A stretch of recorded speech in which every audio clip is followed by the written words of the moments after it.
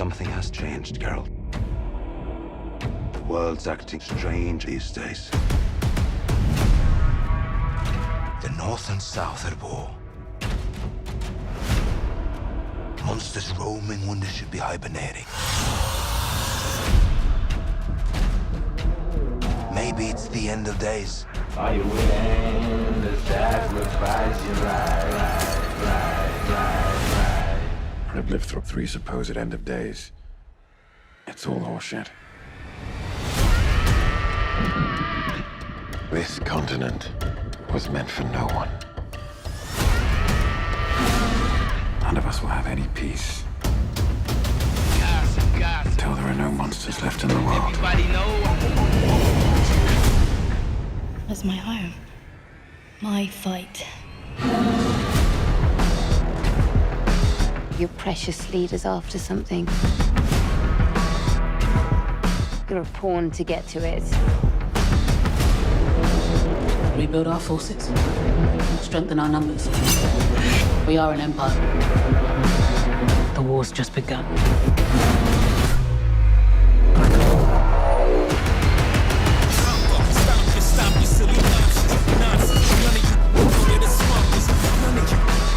Fear is an illness. It can consume you. Our best chance is to face it. Are you ready for this?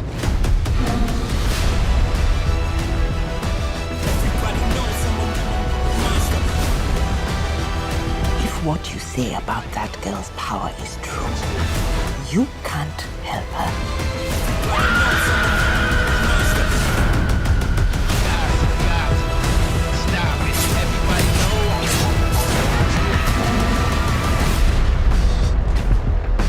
A man, a myth, a legend.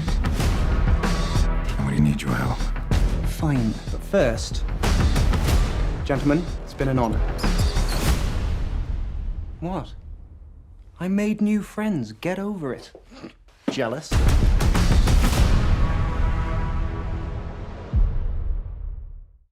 Welcome back, everyone. Toss a coin to your Witcher. This is going to be my brand new Witcher Season 2 trailer. Netflix just dropped the full trailer. There's a bunch of Easter eggs, so we'll break it all down.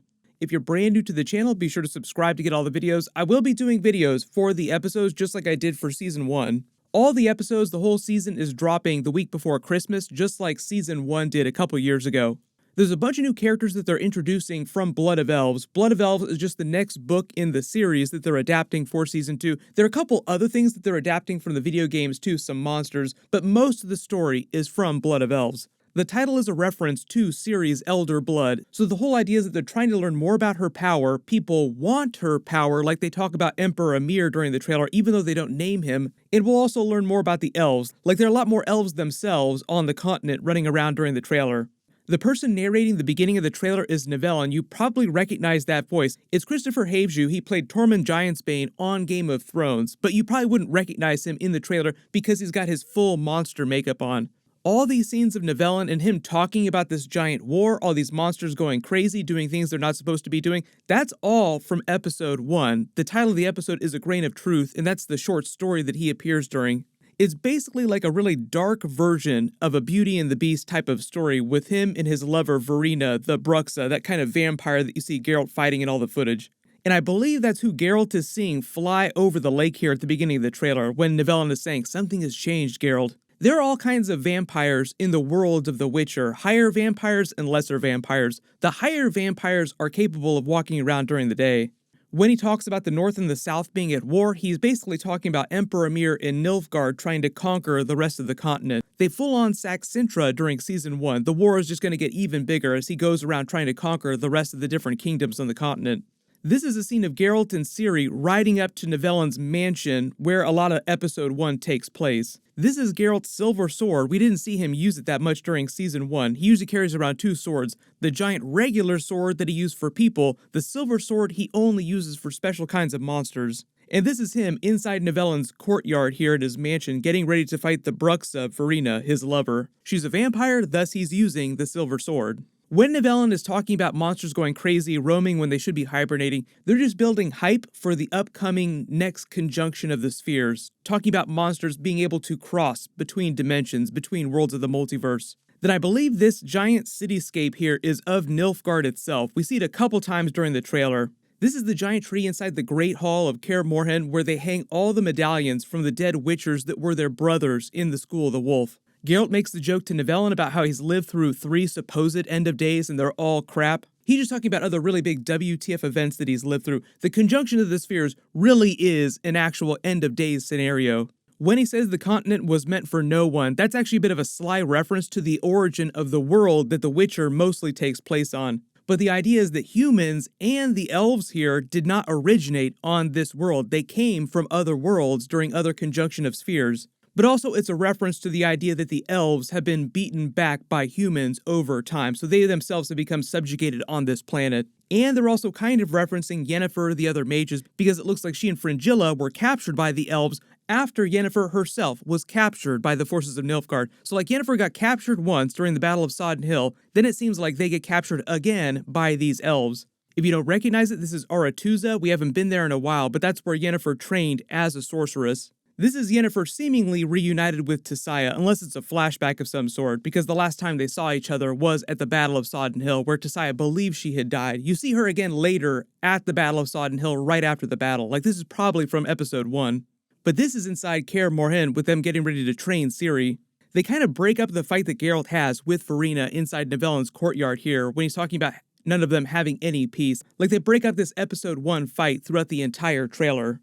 When he's talking about there being no monsters left in the world, he's also referring to himself. Like he said, none of them will have any peace, no monsters left in the world. Normal people, normal citizens within the world of The Witcher also think of the Witchers themselves as kind of monstrous. This is from Ciri after she's been at the School of the Wolf, training as a Witcher for a little while. And when she's talking about this being her home, that's just a reference to her thinking of Geralt and the other Witchers like Vesemir as her family eventually. That doesn't happen right away, but eventually she begins to think of them as her family. And she talks about taking up the fight herself. So obviously they break up the footage. Like this scene of her talking about wanting to fight and then her grabbing the sword are from 2 different scenes. Like when she's grabbing the sword, that's from like day 1 of training. Like, what is this? What do you want me to do with this sword? Cut to a little while later when she's one of the most badass fighters that they have. The really cool thing about Ciri is that even though she never takes the Witcher potions to fully become a Witcher, she does train like a Witcher and become just as badass a fighter. But the thing is, she doesn't need the Witcher potions to make herself stronger. She has all that Elder Blood power, so technically she is the most powerful person within the world of The Witcher, the most powerful person on the planet. It's just that she's so young, she doesn't know much about her powers, so she doesn't know how to use her abilities yet. The reason why they have that lion roar sound effect in the background is just meant to be a reference to the lion of Cintra, her grandmother, Queen Calanthe, who was a badass in her own right. When Yennefer is talking to Fringilla about their precious leader being after something, she's talking about Emperor Emhyr trying to get Ciri back. And I feel like this is probably one of the most spoilery aspects of Season 2, us learning more about Emperor Emhyr and his backstory. If you have read the books, if you played the games, and you know what's going on with this character, please don't post spoilers in the comments below, because it's meant to be a really big WTF reveal. Like, the show is probably going to play it like a really big reveal for people that don't know what's coming. I wouldn't call him the main villain, but Emperor Emhyr is kind of like one of the biggest forces, one of the biggest antagonistic forces on the show. He loomed very large over what was happening in present day during Season 1, also in the flashbacks, technically, but he was going by a different name during the flashbacks. I don't want to connect too many dots, but everybody probably knows what I'm talking about.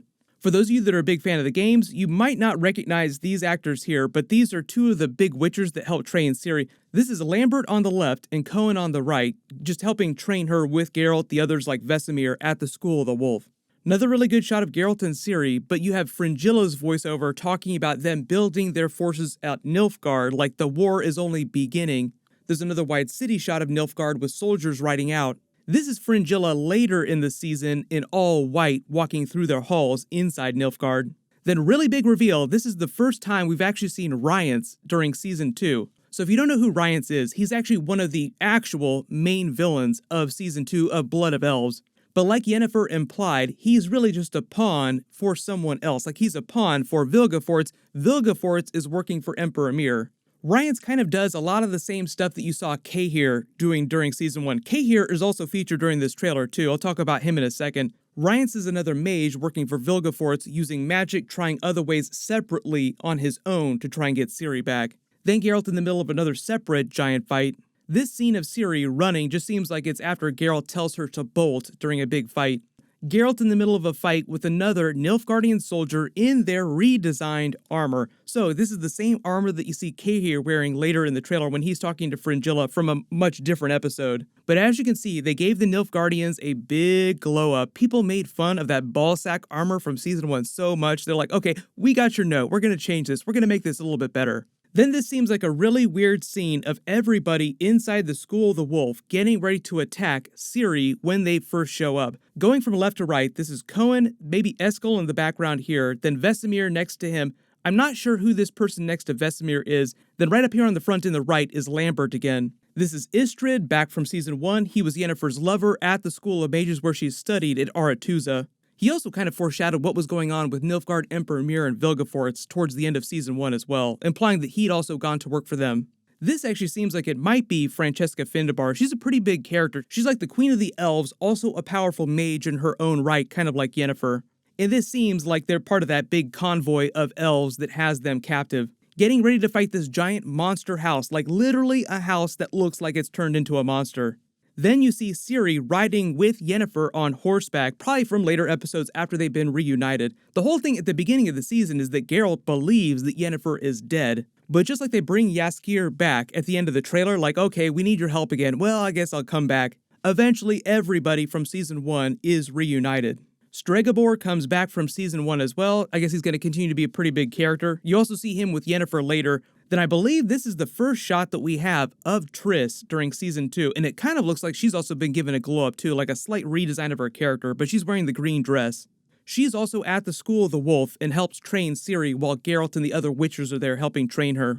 Then this other woman who's talking to Geralt about Ciri's power is another sorceress who he knows called Neneki. She lives at a temple in Alander. Geralt's known her since he was a little boy, and he winds up bringing Ciri to her later to learn more about her magic.